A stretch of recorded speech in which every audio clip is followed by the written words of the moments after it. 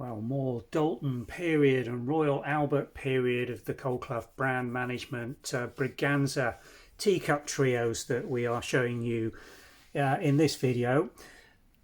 One thing we do want to bring your attention to with this offering and listing on the teacups is that there is a moderate degree of wear on the gilt around the upper rim and the handles of the teacups in this offering. We have got some mint condition versions which will be slightly more expensive, but if you're buying this option, please be aware that the gilt rims around these plain rim teacups do show a moderate degree of loss, and there's a really fine example there where it just thins a little bit.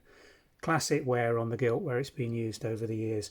These were made by Royal Albert between 1991 and 1997 when the final production of Braganza finished. Colclough brand went from Colclough to Royal Doulton to Allied Potteries, and they owned the Royal Albert brands as well as Colclough, and many of the other English famous Staffordshire brands ended up in their management. So we've got moderately worn D-shaped teacups with Royal Albert marks on them, nice condition deep saucers with Colclough Royal Doulton marks on them, classic sort of pink stylized Colclough with the black crown, and the same on the side plates, which are in very good condition. Tiny little bit of wear on the gilt rims, but by and large you're buying these two in very bright condition with a moderately worn teacup.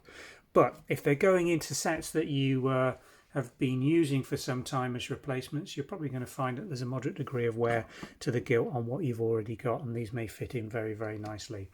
D-shapes as opposed to C-shaped teacups, 1965 through to 1997 is the production period for these. Braganza is the pattern, Colclough the baseline factory. So we'll pop a link in the description taking you through to the specific listing for this combination. We've got 9 of them going on sale this afternoon. Thanks for watching.